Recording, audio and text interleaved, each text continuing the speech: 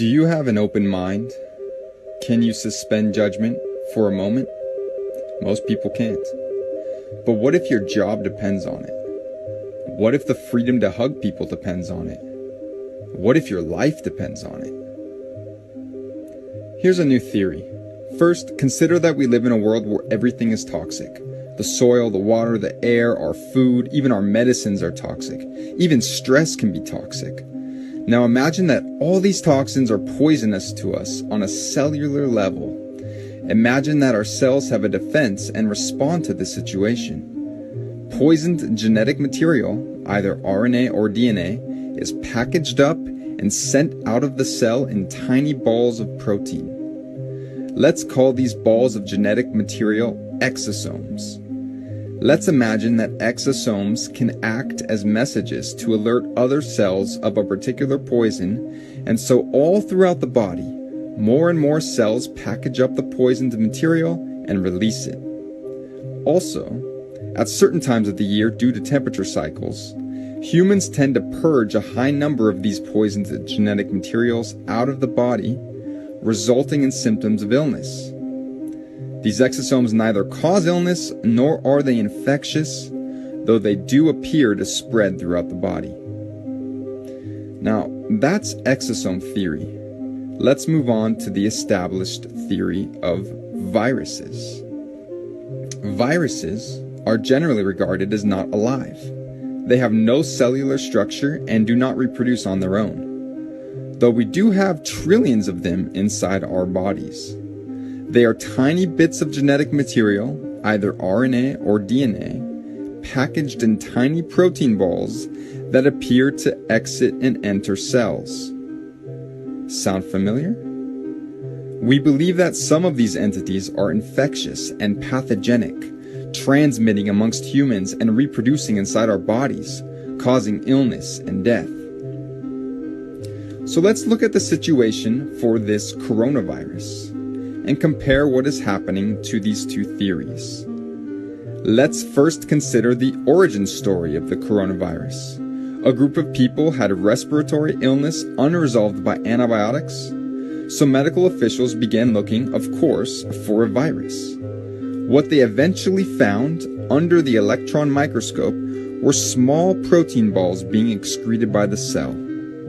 Okay, first comparison. This would make sense in both exosome theory and virus theory. Then they searched for and found an RNA fragment that they had not seen before in some of these patients. This would make sense in both exosome theory and virus theory. Now, they did not prove that they could infect somebody or an animal with a purified form of this so-called virus.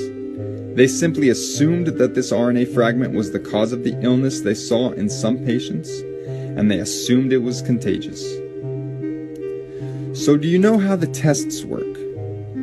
It's not a binary test, like a pregnancy test. It's called a PCR test, and it involves amplifying genetic material by doubling it in dozens of cycles until you have billions or trillions of the original molecules, and then using those results to determine if you have enough of the identified RNA fragment to be considered positive. Here's the thing. At a certain point of amplification, every single person would test positive. They use an arbitrary cutoff point where they stop doubling the material. That cutoff point is different amongst different tests for COVID-19. In fact, there were 10 different cutoff points amongst the 33 tests approved by the FDA. Seems a little strange, right? You might find it interesting that the Nobel Prize winning inventor of the test did not believe it should be used to diagnose infectious illness. And perhaps you've heard about some of the problems with the test, such as the high rate of false positives. But in any case, let's say that after 37 times of doubling a specific genetic material they found in your body, they determine that you have enough of the RNA they are looking for to be considered positive. This could make sense in both exosome theory and virus theory. But clearly there are clusters of people getting ill. Look at New York City. It must be a virus. However, if you are being poisoned by something in your environment, it's likely people near you are too. And if we commonly purge these poisons during specific times of the year, many people may have symptoms of illness all at once. This fits either theory. Now, here's where things get interesting. Let's go to the Diamond Princess cruise ship situation. Did you know that people who were bunked together for days had conflicting positive and negative tests? How could one person have this highly infectious illness but not transmit it to somebody bunking with them for days? This would make sense in exosome theory, where the balls of RNA are not contagious, but it would not make sense for virus theory, where the balls of RNA are supposed to be highly infectious. Let's take a look at the first case of transmission in Illinois. A woman traveled to Wuhan, came back, and both she and her chronically ill husband ended up testing positive. Medical authorities then tracked over 300 people who had had close contact with them to see who acquired the virus. And guess what? 0 positives. This again would make sense in exosome theory, since exosomes are not contagious. But it would not make sense for virus theory, where this is supposed to be an infectious virus. In fact, do you know that there are many documented cases all around the world of patients testing positive for this RNA fragment with no relevant travel history and no known possible contact with somebody who was infected? These were people in the middle of nowhere, early on in this whole crisis, who suddenly were testing positive. This would make sense, again, in exosome theory, where the RNA is being produced as an immune response within our cells. But it would not make sense for virus theory, where you are supposed to have had contact with somebody with the virus. What about the high levels of people testing positive who don't get sick? In fact, 80% of people testing positive are either asymptomatic or have slight cold symptoms. Why? This would make sense in exosome theory, since the RNA fragments are not the cause of the illness.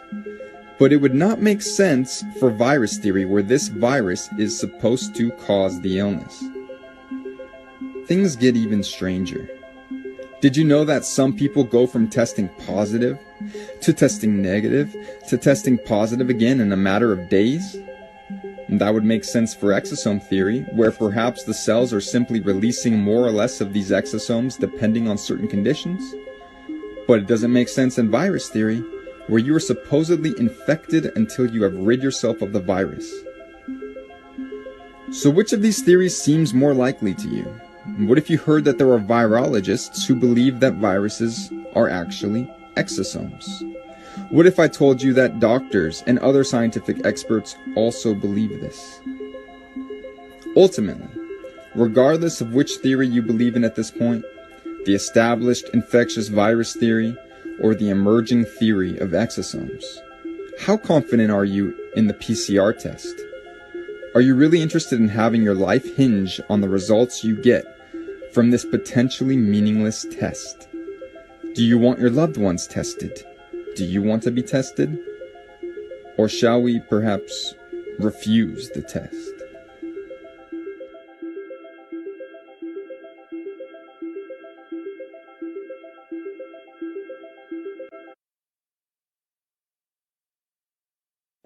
Do you?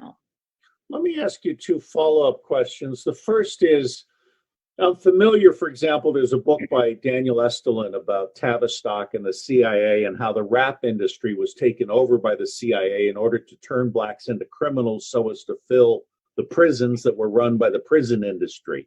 Do you have a sense that there has been, in fact, a very deliberate campaign by very corrupt senior white people to basically harm the black community in some way with various measures?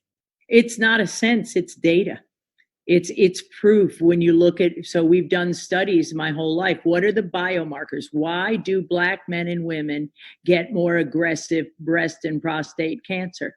and the data are clear, and that's why their children, their black boys, are fourfold more likely to get XMRV. We know the genetic susceptibilities, and yes, it is a target the black can, because by the whites and Mexicans, because it's dark skin has to do with things like melatonin. It's science. We have data. I don't have a sense. I have data. So your bottom line is that decisions have been made about the blood supply, about vaccinations, about programs that are with malice aforethought intended to reduce the black population and harm the black population. Preferentially, absolutely. Wow, I mean, that should be an entire RICO investigation all by itself. And God willing, President Donald Trump will consider someone like Dr. Cynthia McKinney as a vice president and or as a leader of such a movement, because that's a crime against humanity.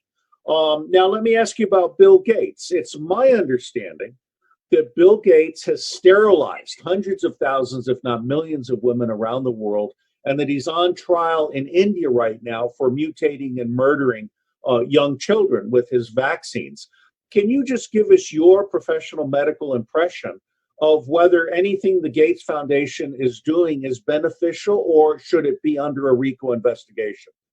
I think everything the Gates Foundation is doing should be under a RICO investigation, because, yes, the vaccine programs that he has sent out around the world, including the murder of 21,000 Liberians with the Ebola that came from Fort Detrick through a vaccination, a Christian program. So it's also against our Christian religion, as honest missionaries go out thinking they're helping. So and Gates is leading these, as you said, sterilization programs in Somalia, the Gardasil vaccine, every one of the vaccines programs that he's sending overseas to kill, again, the vulnerable, in his eyes, the deplorable, really needs a thorough investigation. He's not a doctor. He has, really, he's not elected by anyone for any reason, and these programs shouldn't be